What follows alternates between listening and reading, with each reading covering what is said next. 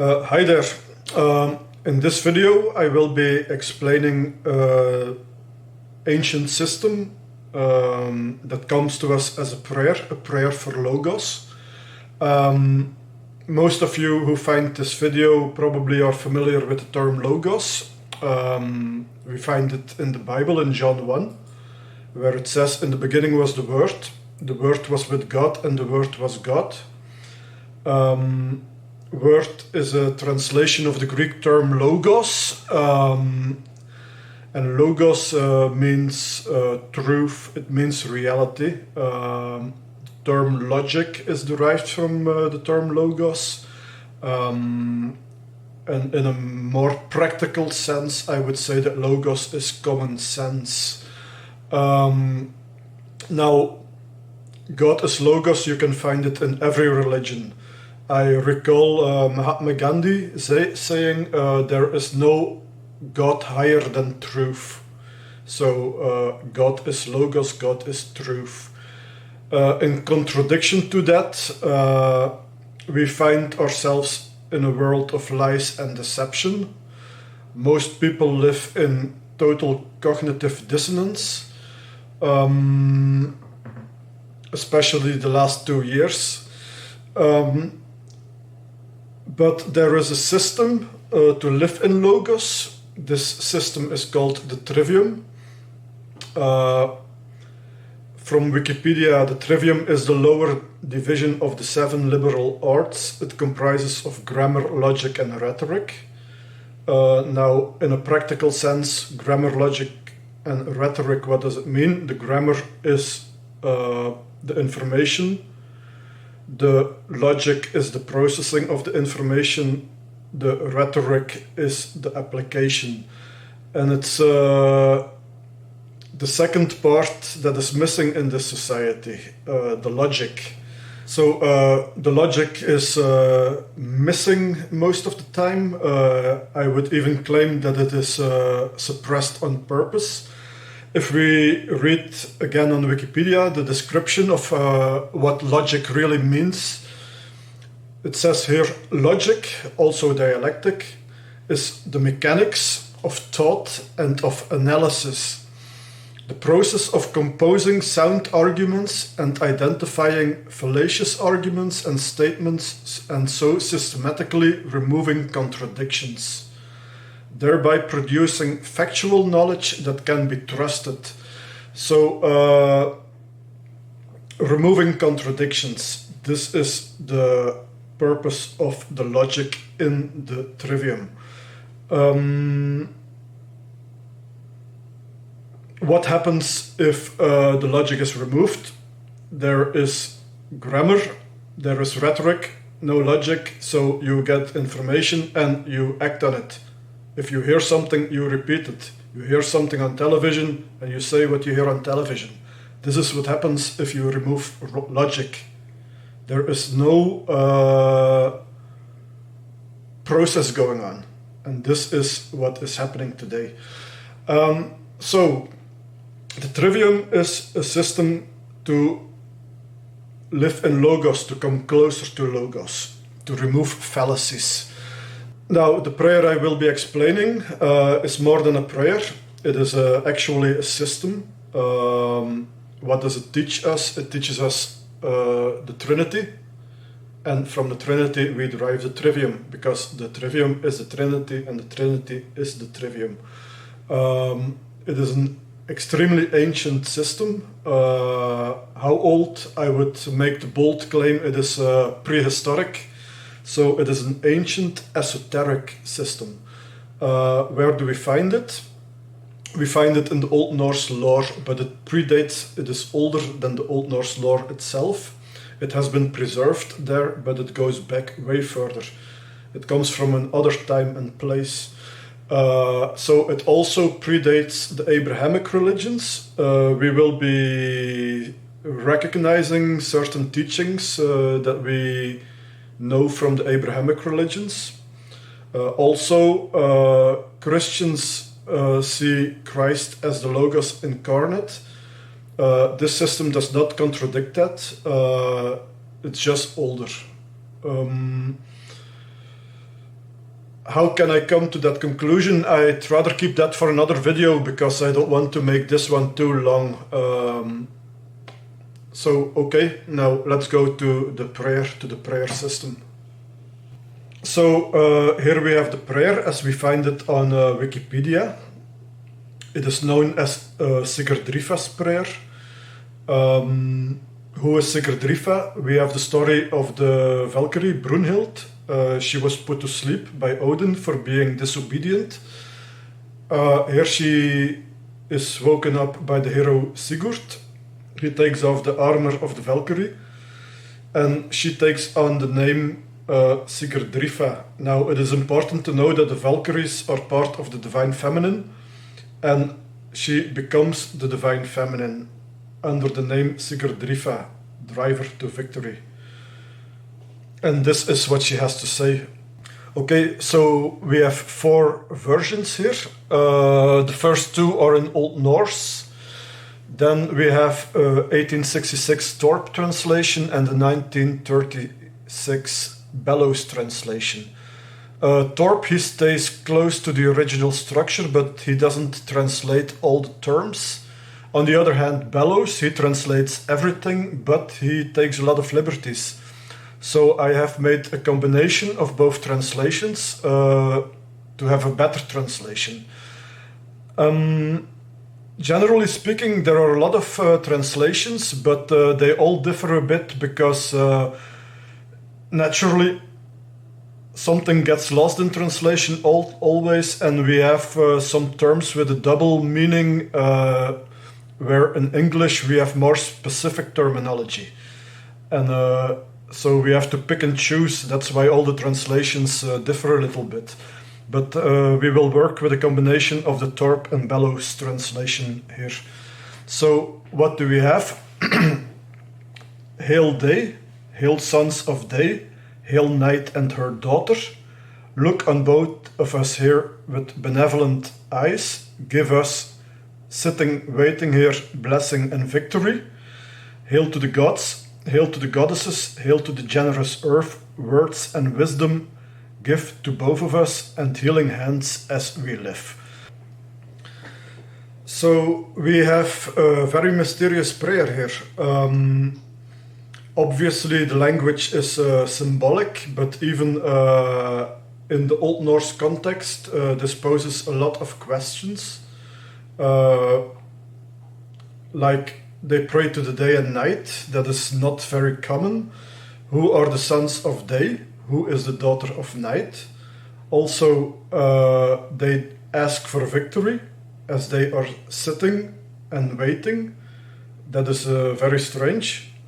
And they ask for healing hands. A lot of people seem to think that this is some kind of magical healing power, but that is not what it is about. Now you can see I made a 4th column where I did structure the prayer a little bit more. And I made one major change. I replaced day by sun and I replaced night by moon. Why? Because this comes from an older tradition and the sun and the moon are far more logical symbols than the day and the night. Now, why did the Old Norse say day and night? Because for this system to work, the sun has to be masculine, the moon has to be feminine. In the Old Norse language, the moon is masculine and the sun is feminine. So if they had maintained the old language, this prayer would make no sense. For them, day is masculine, night is feminine, so they replaced it. But in the original version, it is far more obvious that it would have been a prayer to the sun and the moon. So that's the only, and it's a major change, but it's the only change I made. But I am convinced that this was a prayer. I'm sure this was a prayer to the sun and the moon.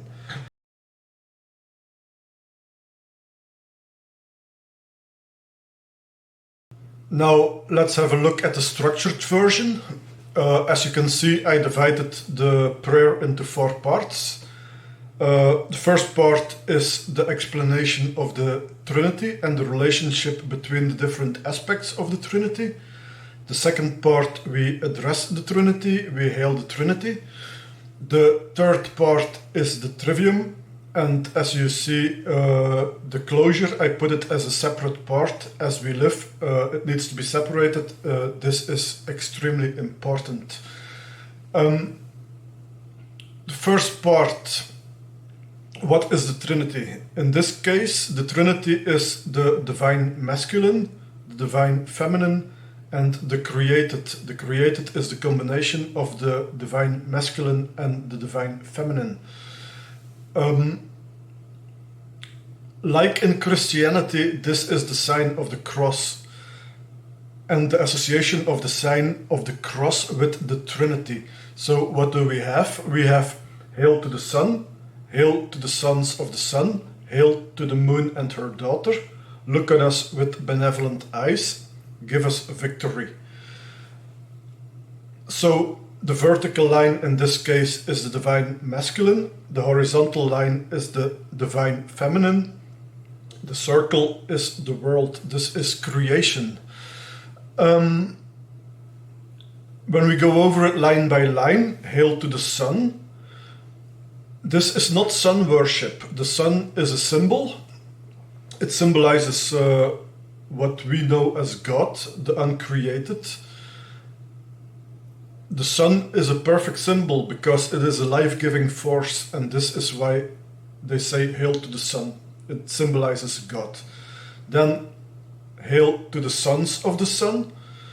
Who are these? These are archetypes. There are 12 archetypes. Once again, it is important to realize here that we are talking about a system that is older than the Old Norse religion. So later on, they are referred to as gods, but we are not necessarily talking about the Old Norse gods here. We are talking about an older system. We could say that they are the gods of nature, the naturally occurring archetypes. There are different levels of interpretation here. So, of course, we are talking about human beings. To understand the archetypes is to understand the humans. Everyone belongs to one archetype or a combination of more archetypes.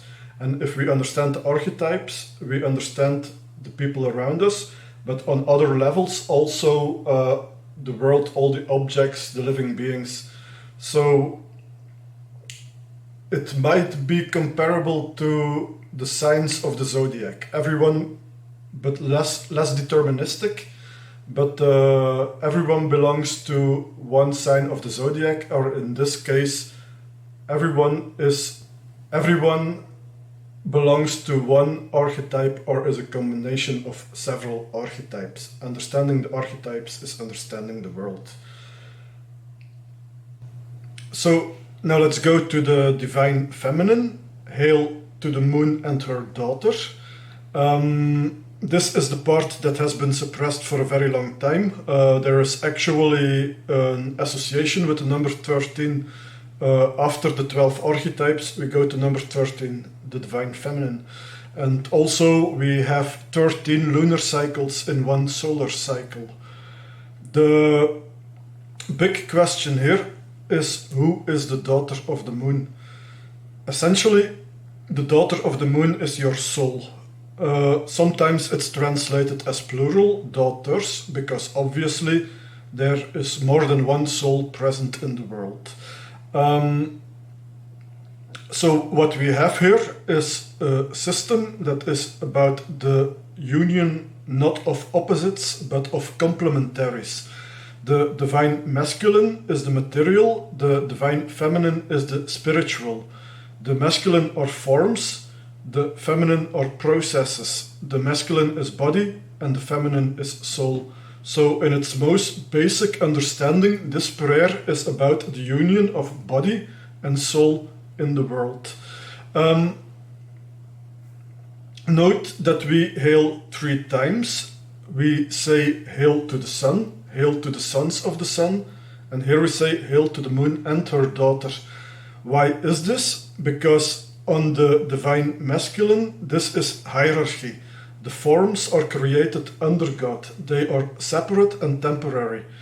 The divine feminine, when you hail the divine feminine, you also hail the soul, because the soul is part of the divine feminine. It is part of the divine presence in the world. It is a direct connection to the divine that is present in every person and in every living being. I like the Old Norse image of the river returning to its source. You could say that the soul journey in the world is like a river that springs and returns to the source, but it is always connected and it is of the same essence than the divine feminine. So there are two ways we perceive God in the world. One is the material, one is the spiritual. What we have here is a direct connection to the divine. On the other hand, religion, it means a rebinding. Here is a direct bond. Now, an interesting question to ask here. How and certainly why is this information hidden from us? Personally, I think it is part of the human condition. Like the moon shines light in the darkness, the soul is easily hidden. When we focus too much on the material, we forget about the spiritual. And this is a condition that can be and has been exploited. Also, for example, if you want to rule the soul, we all have free will. Free will is part of the soul. If you suppress the soul, you suppress the expression of free will. For example, suppression of free speech is a most basic suppression of free will. So now we come to the circle, the world, creation. Creation is the combination of both the divine masculine and the divine feminine. The text, it says, "Look on both of us with benevolent eyes." This may sound strange, yet it is important. It means we have to observe both the masculine, the created, and the feminine, the spiritual, in a balanced way. Benevolent eyes, I've seen other translations like loving eyes and still others, but it's always a positive term. You could also say, look upon us with clear eyes. And we have to observe both, so we come to a balanced understanding of the world. The eye symbolism, it actually means the same as this sign.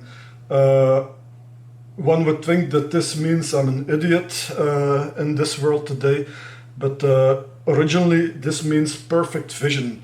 And this is like Odin sacrificing one eye in the world of wisdom. Wisdom comes from the soul. Okay, so the uncovered eye stands for the five senses, which we use to observe the material world. The covered eye is what we use to observe the spiritual world. And basically this is intuition, but it can be more than intuition. It can be a dream, understanding a dream, or a thought that pops up in your head, or some image that flashes before your spiritual eye. So this is all observation of the spiritual, and the five senses is observation of the material world. Now, if we combine both, we come to the third eye, and this is insight. So now we have come to a balanced insight. We go to the next step, this gesture, and we say, "Give us victory." This may sound strange, but this is one of these cases where we have to pick and choose, because in the Old Norse, Sig or Sigr, it means both blessing and victory. So this is the blessing in victory or the blessed victory. I prefer as translation, I prefer victory because we definitely are in a time of struggle. This may look familiar, the blessed victory. Ultimately, it leads to peace. Now, we know Islam as the religion of peace, while one of their main teachings is the divine struggle, the jihad. How can this be? The divine struggle leads to peace. Peace is the goal of the divine struggle. We have the same here. The blessed victory or the blessing in victory ultimately is peace. And this gesture Muslims have preserved as a greeting. They say Assalamu alaikum. This is exactly the same. Sometimes you come across a find you don't expect to find, but here on Wikipedia, once again, it says the origin of the greeting Assalamu alaikum, or peace be upon you, dates back to the first human. So this is a good indication of how old, how ancient this system really is. So some conclusions to finish the first part, the sign of the sun cross. So we have a system here that takes us step by step from the sun to the solar plexus. The sun symbolizing God, the uncreated, in the center of creation, to the solar plexus, the nerve center of the body. So we go step by step from the uncreated to the created. This also explains why there is no clear division between object and subject in this prayer. Is it God speaking through the divine feminine in this case? Is it God asking for the blessed victory? In this case it is, but also it is us asking God. This is as above, so below. There is no real division between object and subject. The creation is an emanation of the uncreated. They are related. They depend upon each other. And maybe also, this is the world, and in astrology, this is still the symbol for Earth. The sun cross symbolizes Earth. It symbolizes creation. And this concludes the first part. So now we go to the second part of the prayer. This will be a bit easier to explain and to understand because we are already familiar with most of the concepts. Essentially, we hail the Trinity. We once again have 3 times hail, 3 times holy. We say hail to the gods, hail to the goddesses, and hail to the generous earth. What might be a bit off-putting here is the terminology, gods and goddesses. But we have to understand that they are not at the same level of what we call God today. They are at a lower level. Obviously, this refers to the mythology. This is how they appear in the mythology. The gods are a personification of God's material presence in the world. The goddesses are a personification of God's spiritual presence in the world. So we use God for 3 different concepts. God is what we call God today, but here a god is an archetype, and the goddess is not even the feminine version of an archetype because she is spiritual. You could say that the goddesses are personifications of the souls of the gods. They are the animating force behind the gods. You can find remnants of that in the Old Norse mythology and probably in all mythologies. Once you know it, you can see it. So this is not polytheism. You could say it's pantheistic because everything emanates from God. But the gods here and the goddesses are at a lower level. You have to understand the meaning behind these terms to understand this prayer. Then hail to the generous earth. This is obvious. This is hail to the world, hail to creation. So now we come to the third part of the prayer system. This is where we derive the trivium from the trinity.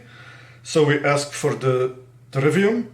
What do we say? We say, give us goodly speech or words, give us wisdom, and give us healing hands. Now I drew up this little schematic to make it a little bit easier to explain and to follow.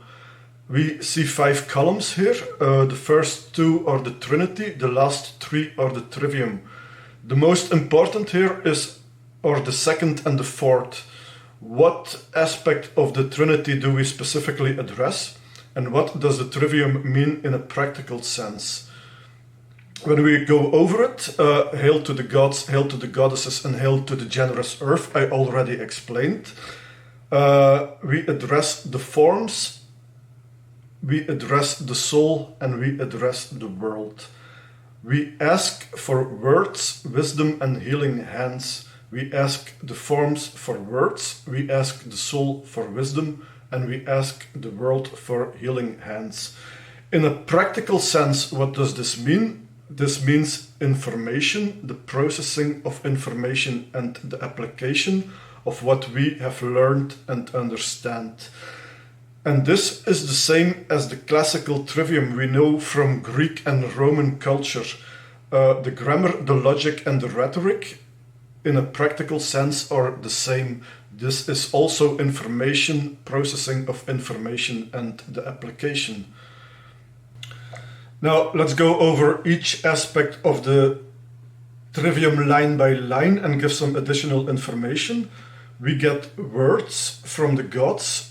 This is information, but not just words. This is all the information we get through observing the material world through the 5 senses.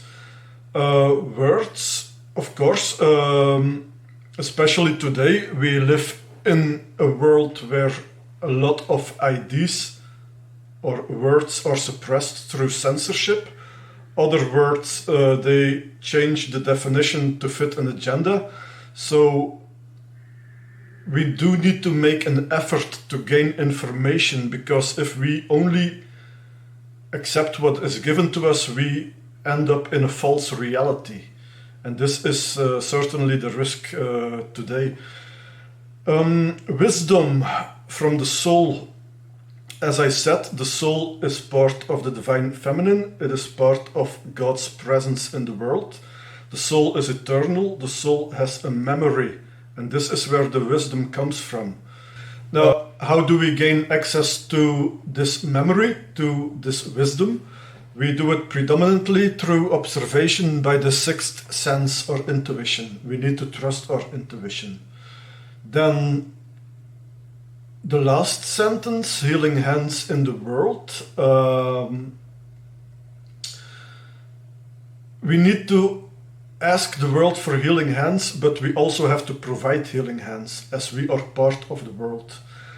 This is the goal of this system. This may sound familiar also, healing hands in the world, to heal the world. This is what the Jews remember as tikkun olam. We need to operate in a constructive way. In my understanding, healing hands are the same as helping hands. And that would make sense, because we can ask for help, but we can also provide a helping hand.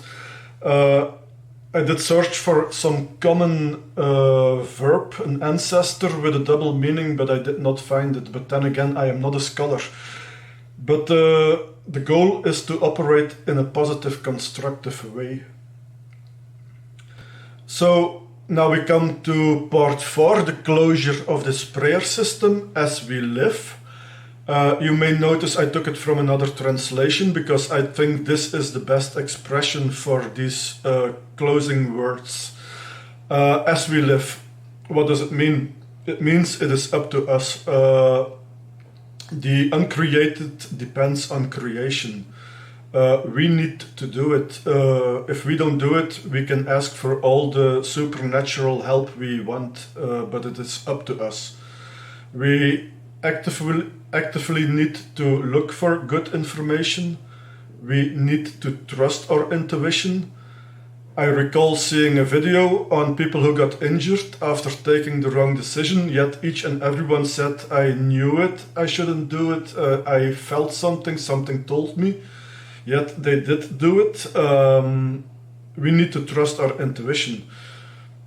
And then healing hands, we need to work in a positive, constructive way. And this is what this prayer is about. Maybe one remark. You may remember the original prayer said, give victory to us as we are sitting and waiting here.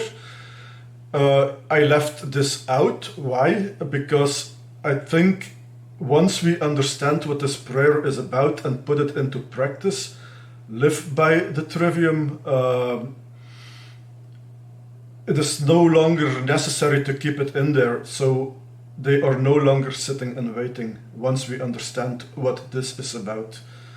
And this is all I have to say for this time. I will be making some more videos, hopefully. Maybe provide some more context, explain some concepts a little bit better. But I hope you like this and find it interesting. If so, please like and share, and I hope to see you soon. Thank you for watching.